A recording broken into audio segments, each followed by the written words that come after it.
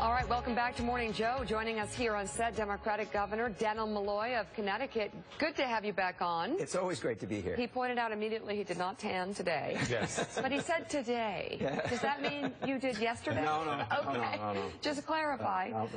And he also watches Sharknado or NATO. Whatever. That's on tonight. I think it's up for an Academy Award. Oh, my God. Something we could all agree on. Republicans, Democrats, get together around Sharknado. All right. Now let's look at your what appears to be a tight re-election battle for this year against Tom Foley. There's an online poll that shows that Tom Foley is up by 9 points. But if you look at a poll in May, it's a Quinnipiac poll, it shows the race to be a dead heat. What's going on there? I think it is a dead heat, and has been, quite frankly, since we ran against each other the last time. I don't think it's changed at all. That's where it ended. That's where it will begin after the Republicans have their primary. We've done really tough things. Connecticut had the largest per capita deficit when I was elected. So of all 50 states, we were in the worst shape. Since that time, we've cut about $13 billion of long-term obligations out of the budget. We've balanced the budget each and every year. We've gone from $0 in the rainy day fund to approximately $400 million in the rainy day fund. We've done and made tough decisions, including taking on tough issues like what do we do with our educational system when so many kids are failing. And that's a tough issue to work with teachers and administrators and parents. But, I don't shy away from tough things. You're only on this earth for a limited period of time. You have an to do the best you can every single day. You could also campaign on, tri-state area. I'm not being investigated. Yeah, you could do that. I thought that might come up. I mean, it is a tough job to be a governor or mayor. As you know, I was a mayor for 14 years. It's a tough job, and things happen. People do things, and they get themselves or other people get them in trouble. We have, since we're now talking about some of your fellow governors, Governor Cuomo, getting a lot of criticism.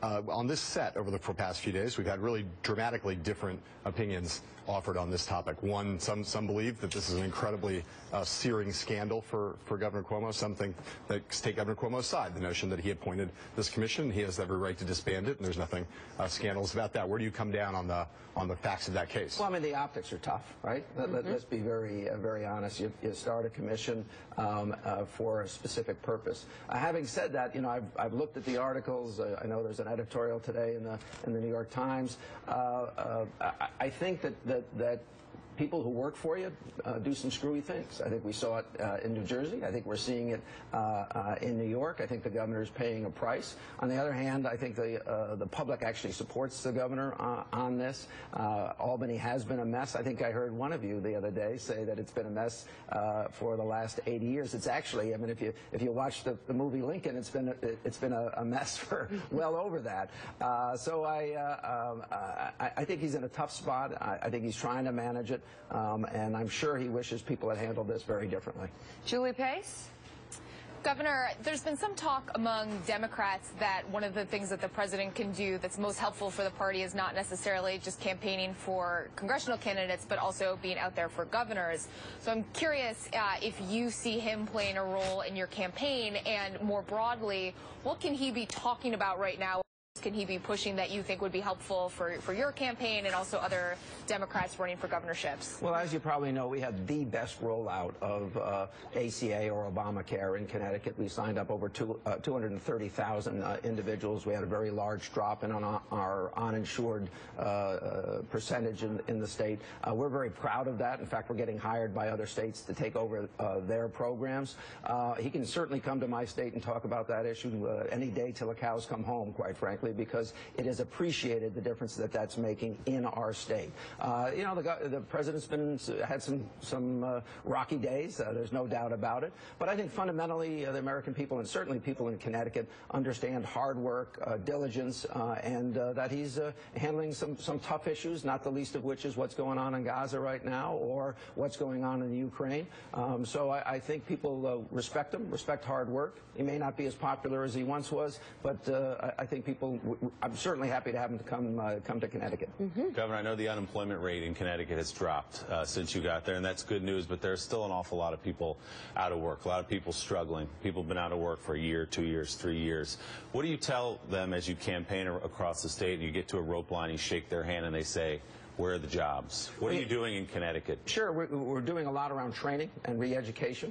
I also got thwarted in the legislature by the Republicans. I had a long-term unemployment bill that offered additional protections and support for the long-term unemployed. It got tied up in the last couple of days of the session by the Republicans in Connecticut. That's unfortunate. I'm going out there every day trying to find jobs, help the private sector create jobs, because we've actually made state government smaller. We've seen 55,000 private sector jobs created in that period of time. But what we are also doing is investing in the areas that are most likely to produce the jobs of the future. Our higher education system, the University of Connecticut, as well as the Regents system, is seeing massive new investment. We're taking our graduation rate in engineering up 70%. The freshman class last year was 40% larger. This year's class is 50% larger. We understand that bioscience and aerospace are leading industries in Connecticut. We are a high value-added manufacturing center. We're not a low value-added manufacturing center, but we're going to fight for every job. All right, Governor Dannel, Malloy, good luck to you. Thank you for being on. It's interesting.